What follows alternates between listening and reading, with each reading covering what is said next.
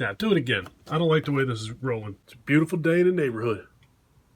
What's up, YouTube? It's your boy John from Project Ellsworth, and I'm back with you today to open my Neca Tooney Terrors Pinhead. Let's go grab him off the shelf. All right, Pinhead. Let's get you out of this box.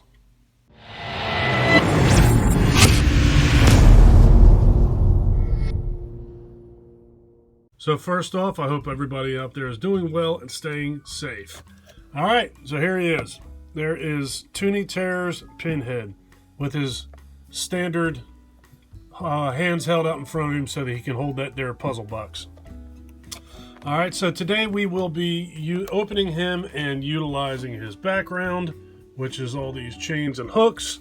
And we'll do what we always do. We'll cut that out. We'll set it up with a bookend that I picked up at a thrift store, as well as my double-sided tape. So all you'll need is your Tooney Terrors figure, your double-sided tape, your bookend, and a pair of scissors, and you're good to go. Alright, so Pinhead and Hellraiser. Love Hellraiser. It's definitely what I would say, safe to say it's in my top 10 favorite movies of all time. Horror movies, that is. Very big fan of Pinhead and the Cenobites, Clive Barker in general. I just think that Pinhead is one of the coolest horror characters that has ever been created by anyone. Alright, so with these things, as I've said on previous videos, you don't need to worry about this side of this board. You can tear all this extra stuff off that's hanging off, because what you're going to do is use this backboard. You got to just cut that out. So let's get him out of this package. Yeah, I've always been a huge fan of Pinhead. I actually wish that NECA would put out the rest of the Cenobites. We have this Tooney Terrors Pinhead here, and we also have an Ultimate Pinhead, but we don't have any of the other Cenobites, which I think would actually be a really cool idea, and I guarantee they'd sell a ton of them if they would actually do it. Alright, so let me kill the audio and cut him out of this box.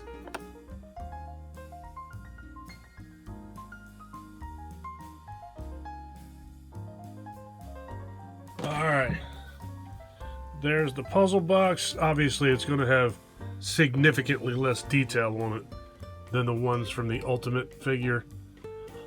It's just the scale is so small. And more importantly, there's Pinhead. So he actually does look pretty good. In this application, he's more like Nubhead because he doesn't have any pins. He's got like little nubbins. He's Nubhead, the Cenobite, but he's still pretty awesome. Yeah, I can't complain. Anything that I can get with Pinhead on it, I'm going to take it and be happy with it. So all of his weapons that he has here on the Ultimate figure, they're obviously loose and they're hanging on this piece of string that goes around his waist through his navel. It's kind of gross, but on here they are just basically they're there and they rise up a little bit and they're just painted. But there's nothing on him as far as movable weapons or movable parts. His arms move just enough so that you can hopefully put that puzzle box in his hand. Actually, arms, yeah, okay, they do both move. I didn't think both of them were going to move. Alright, so hopefully we can get that puzzle box in there without too much issue. Let's get this backboard cut out and get him set up.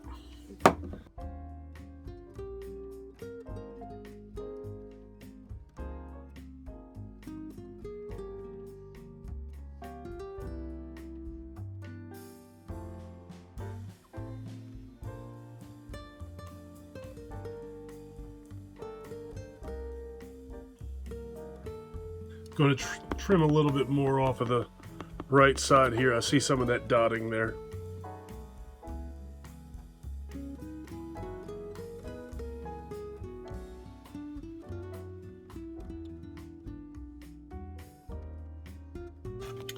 Alright, so now I have that guy cut out. Got my Pinhead out of the box. All we have left to do is get the double-sided tape on this bookend. So, being as though this thing is not completely flat, look at how it's got old tape on it and everything else, but I don't need to worry about that because you're never going to see this.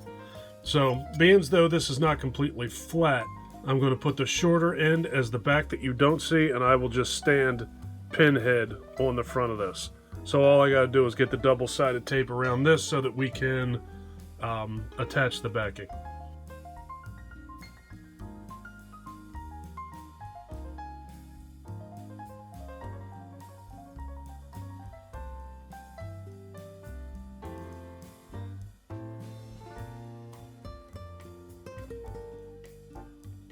Alright, so now you got all three pieces on. It doesn't have to be perfect because you're never going to see it. This is just serving the purpose of holding that backboard in place so that you don't have to put pinholes in walls, or so that you don't have to lean the backboard against anything. If you lean it over time, all it's going to do is warp and bend and fall over anyway.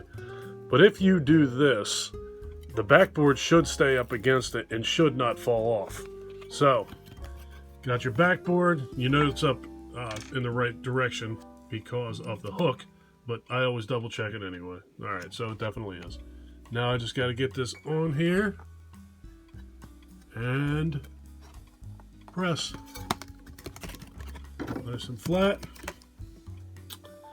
And there's Pinhead. Let's see if I can get this puzzle box in his hands. If I can remember where I put the thing.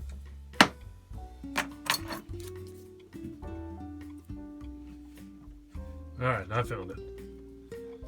Alright, let's see if this guy holds this box like we want him to.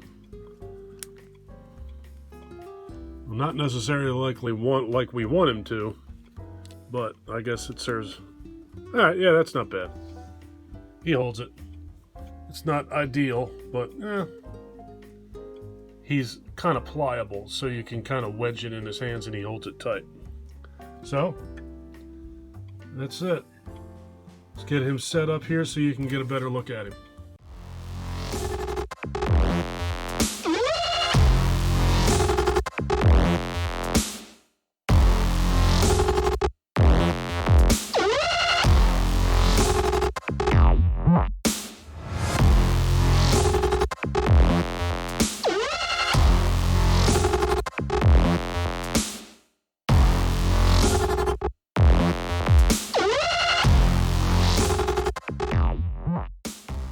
So that's it. That's my unboxing and setup of Neca Tooney Terrors Pinhead.